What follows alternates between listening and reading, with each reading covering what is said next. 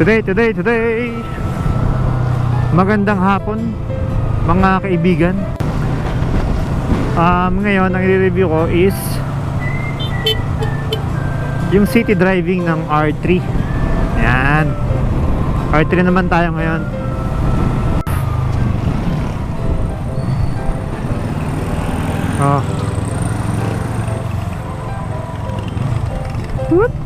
Okay, mabait ako ngayon kasi naka-vlog ako.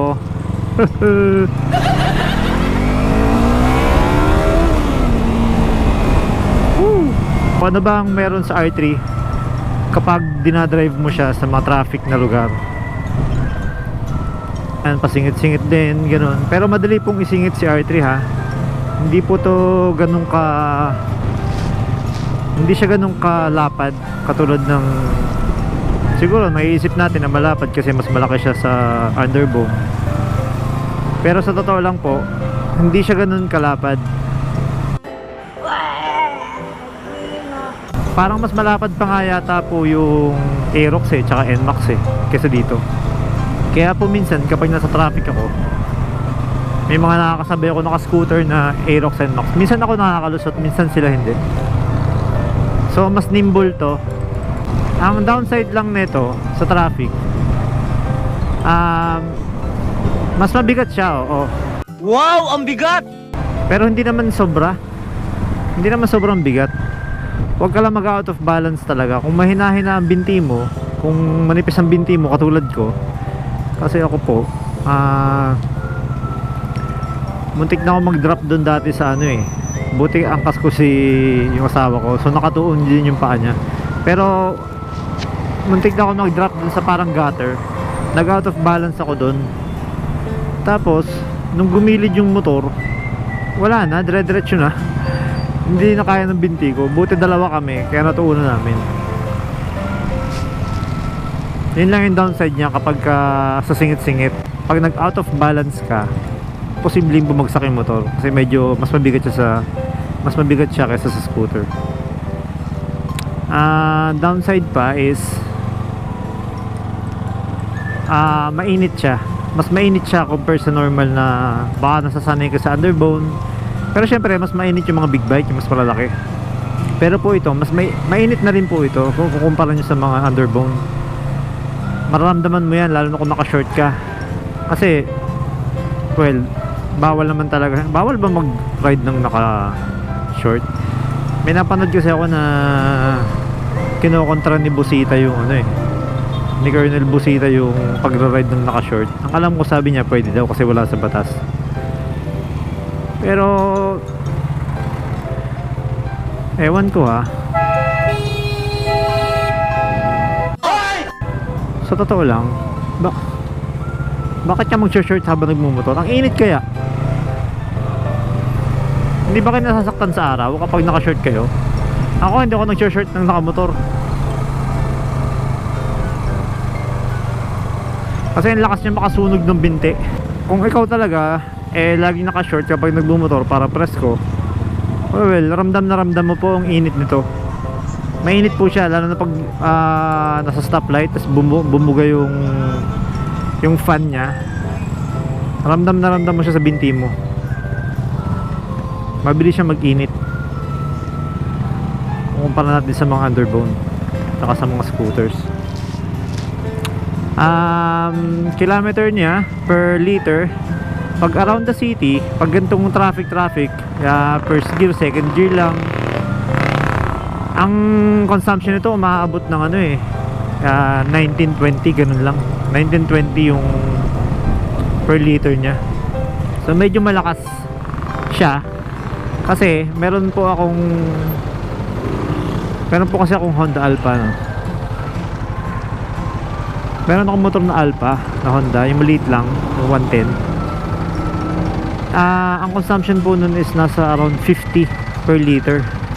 Ito po umaabot po to ng 20 to 22, ganun.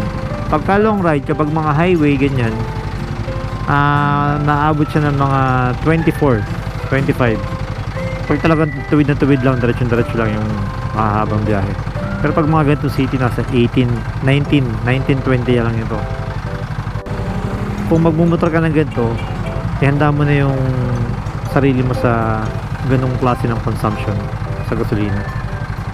Yung scooter, alam ko nasa around, yung mga NMAX nasa around 40 rin, 35, 40. Hindi ako sure pero tingin ko nasa ganun lang eh. So mas matipid siya kaysa sa big bike. Kung kukuha ka ng big bike na mas malaki dito, kasi ang alam ko yung mga 600s depende sa motor. Pag mga inline 4 nasa around 15 to 16 eh, per liter. Yung mga R1, yung mga 1000cc, yung mga MT10 nasa ano lang yan, 12, 11, 12. Parang na-recotch yan eh. Magpa 5 years na sa akin tong motor na to, kaya meron siyang 34 odo. So malayo-layo na rin na natakbo, no? So ito yung R3 ko, no? Ayan, mukha pa rin bago, no? 5 years old na yan, mga kaibigan. 5 years old. And 35 kilometers na tinakbo. So maganda pa, no? Malinis na malinis pa. Limited edition pa, oh. Sticker lang yan.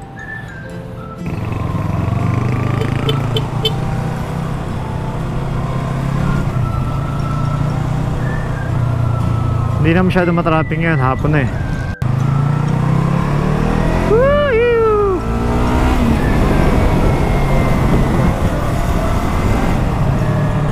Piling pakboy. Tanauan City nga pala, represent! Wala pa pong vlogger na sikat sa Tanauan, no? Pasikatin niyo ako. Oh.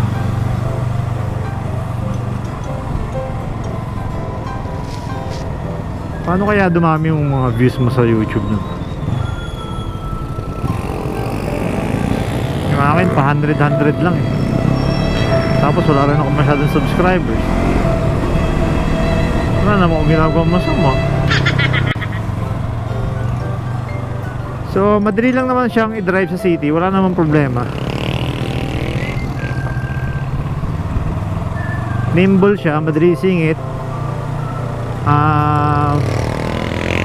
Malakas yung arangkada niya.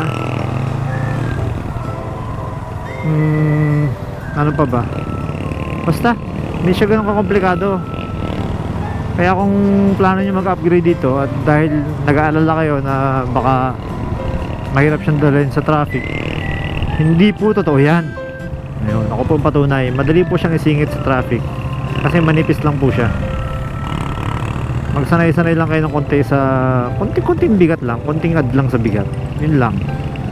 Pero all in all, madali lang siyang isingit. Diba? Tama, pakita ko sa inyo mga singit-singit dito, ha.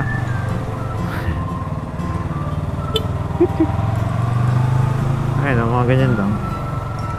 Humps. No humps tayo ngayon, guys. Gunggong! Parinig kita sa mukha